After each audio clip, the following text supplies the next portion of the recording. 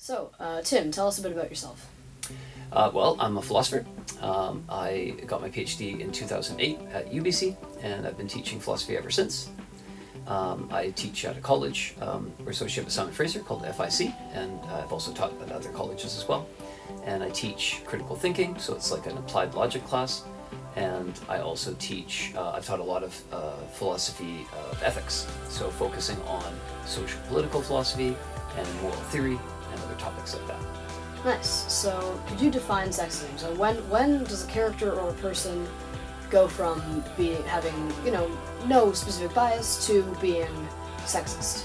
I like the word you use, bias. I think that is integral to understanding the idea of sexism. So I think a plausible starting point for thinking about either a character in a book or just a person you meet or whatever, if they're sexist, I would say, would be to focus on bias. And so you'd say a person is sexist if they have a pattern or a tendency to treat people of a specific gender, or at least of a gender as they see them, as they perceive that person's gender, and they treat that person badly. This would be a negative conception of sexism. I suppose you could be sexist but be positive in favor of one gender, but then usually we wouldn't use the label of sexism. Maybe we'd use some other label for that. Okay, so my second question is, how do you tell whether it's the author of a novel or a book in this case who is sexist or is being sexist, if the book just as a whole, as a piece of literature, is sexist, or if it's that particular characters in the book are being sexist? Okay, some great questions. So first off, I want to start off by talking about the author a little bit, and I think we can carve that issue off to some extent. So a lot of people have put a lot of thought into trying to figure out facts about various authors and poets and writers, and maybe some people find this fruitful to look into someone's journals and look into their letters, and then you find out that they are racist, or you find out that they're bigoted, or they don't like people of a certain religion or something like that. And a lot of people find that a useful way to analyze and think about artists. And I have a favorite poet, for example, I like from the 1920s, and I love his poetry, and then I found out he's very racist, he's anti-Semitic. And I find that sad, obviously. And so what do? Should I not read his poetry? Should I just not like him as a person but still read his poetry? It's complicated. And so I think to some extent we can set that issue to one side, and let's instead focus on the issue of trying to make a distinction between a book being a sexist book, and contrast that with characters in the book being sexist. And this is a hard topic to dive into. So when I'm thinking about characters being sexist, I would be focusing on their actions and their words and how they tend do they show patterns of bias against a certain gender. And we should mention too, when we're talking about sexism, I'm sure we can give a very neutral account of it, but the reality is, of course, that in the Western world, or probably on most of the planet, sexism has been aimed from men towards women. Broadly speaking, men have had more power, and men have had far more privilege in many ways, and it's usually been women who have experienced the kind of bias from men. So that it's not part of the concept, but I think it's part of the history of these ideas, or the historical context, at least in the Western world, as best I know. So when we're looking at a novel and we're trying to analyze characters, and we're asking, is this character a sexist? Yeah, I think we should focus on what they say, focus on what they do, and do they tend to have a pattern or a slant against, say, for example, women. And yeah, I would say you just should analyze their actions, analyze their attitudes, analyze their behavior, and try to see if you can detect that consistent bias against women. Now, a novel could, of course, have several sexist characters in it, but it might not be a sexist novel. Perhaps the whole point of the novel is to allow people to see sexism. So they'll read it and they'll watch these characters be very sexist, and then perhaps they would learn something from that, or they could come to appreciate what it would be like to be the object of such bias. So I don't think it's as simple as saying, oh, this novel has some characters that are sexist, therefore the whole novel is a sexist novel. But of course a novel can be a sexist novel. Mm-hmm. And it's hard to say what would make us make that judgment, but a few thoughts come to my mind. If there's almost no women and they get almost no voice, that's a choice of the author to some extent. Some genres might be genres that historically have a long tradition of having more men in them, and there could be those cultural contexts. So if you're writing a novel set in World War II about all the soldiers, well, the soldiers were all men, so I can see why there wouldn't be that many women in the story. So we can, keep these things in mind. But yeah, broadly speaking, I think, at least for most novels, if there's no women in them, and the few women there are, they have no voice and no power, and they have no agency, and they don't get to make choices. Yeah. I think these are the kinds of things that might make you start to think that this novel is a sexist novel. Yeah, I think a Bechdel test, and it consists of kind of three main parts. So for something, a movie, literature, whatever, to pass the Bechdel test, first of all, it has to have two female characters. So at least two female characters. At least two female characters, yes. Could have more, that's great. Those two female characters have to talk to each other, so say something. And the third piece is that they cannot be talking about a man in their life. Yeah. So that means that you have to have, say, Annie and Lucy. Annie and Lucy have to have some kind of conversation. Not about a boy or a man. Yeah. I have seen an example of this. So some movies I've quite enjoyed, Lord of the Rings, they're adaptations of the books. And it was almost a joke. They're hours and hours and hours long. I think maybe 10 hours in total or something. Yeah. And the totality of all the occasions when a woman spoke to a woman was when a child said, "Are we going to be okay, Mom?" And then the mom said, "Hush, child, you'll be okay," or something like that. Yeah. That was in 9 hours. Yep. That was the totality of all female-to-female characters that did not. So it passes the Bechdel test. Well, it had one case. Is that all you need to pass? So theoretically, yes. Okay. Now, is this one movie 10 hours, or is this separate movies? It was 3 different movies. So okay, perhaps so I think the second one passes, but the first and the third fail. Yeah. So I would say that's pretty bad. Now, there are many, many, many movies that fail. But there are also lots of movies that succeed. Now, some people say, well, wait a minute here. Maybe that's not fair. What if there's a movie that has a whole bunch of women, they just don't talk to each other? Or what if they talk about men a whole lot, and they never talk to each other about other stuff, like gardening, or skiing, or whatever? Yeah. So there's another test that might be a little better. It's called the Mako-Mori test. And this test has 3 main conditions, like the Bechdel test. So first of all, there must be 1 or more female characters in the book. 2, those female characters must have proper story arcs. So, they have to be dynamic characters. They can't just be that one person who's always doing X, for instance. Yeah, they can't just be the funny character. They have to have some change or development. Sure. Or if they're a static character, that's fine, but they have to have something interesting going on. Okay. And then 3, they can't just purely exist just to support a male character story arc. So say you couldn't have Lucy, whose only role in the entire story is to date Paul. That's not considered a pass. That would be a failure. Yeah, that would be a fail.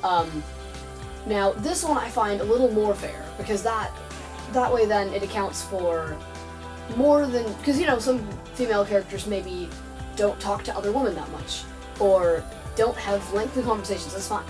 But I think this is a much more fair test. Now, no matter which one you like, this book definitely fails, because there are only... The particular book you studied. The what was it called again? Book of the Lion. Okay. The Book of the Lion. So, in the Book of the Lion, there are 2 female characters. There is the wife of the money maker. I don't even know if we learn her name. So she never talks to any other woman, and she does not have her own story arc.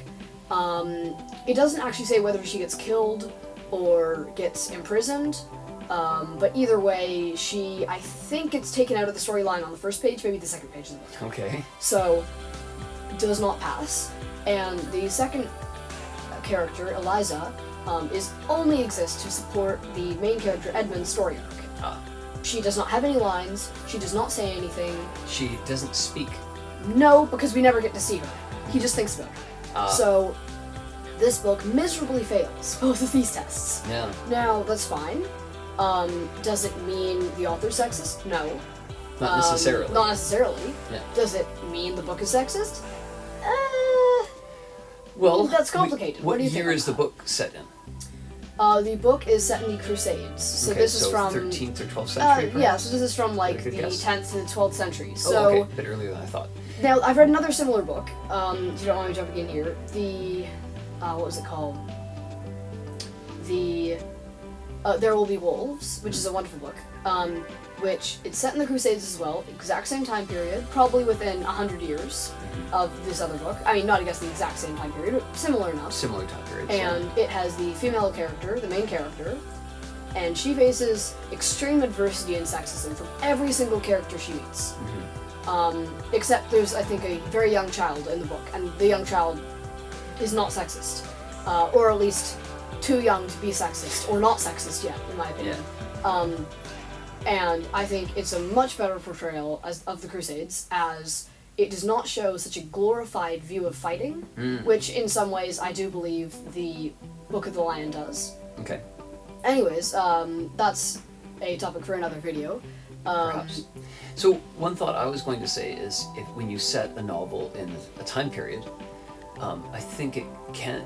I mean, part of what the author's probably trying to do is to show people what that world is like, and the world of Europe, broadly speaking, in the 10th, 11th, 12th century, it was a very sexist world. People with money have power. Most people don't have money. So many things that we take for granted now just don't exist yet. Yeah. Like kings and princelings and dukes and people with political power, they can wield it in almost any way you can possibly imagine, and it's perfectly legal. It's accepted. Violence and warfare was probably so common compared to live in North America. It's we're very privileged, but in some small farming community in France or England or Germany in the 11th century, my guess is there would have been a lot of violence compared to what we can imagine. Yeah. Frequently. And another whole element of the sexism, I think, would be from religion as well, from all of the different various kinds of religious practices that were common in the Dark Ages and in the times of the Crusades. There was a lot of sexism. In general, men had the power, and women had much lower power.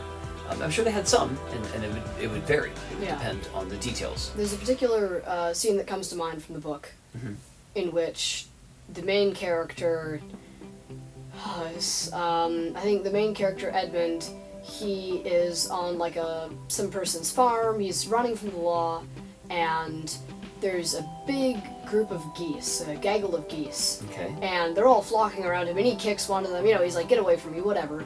And some axeman comes and sees him trying to kick the geese, and walks over to someone's wife. That's the description, someone's wife. So, assuming that's a woman.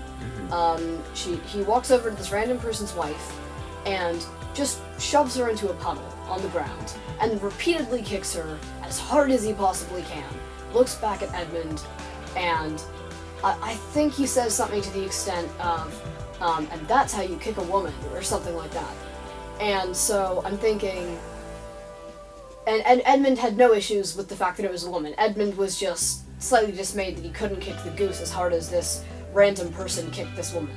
So, now, here's a question. This level of violence sounds quite shocking. Yeah, I don't know who would do that.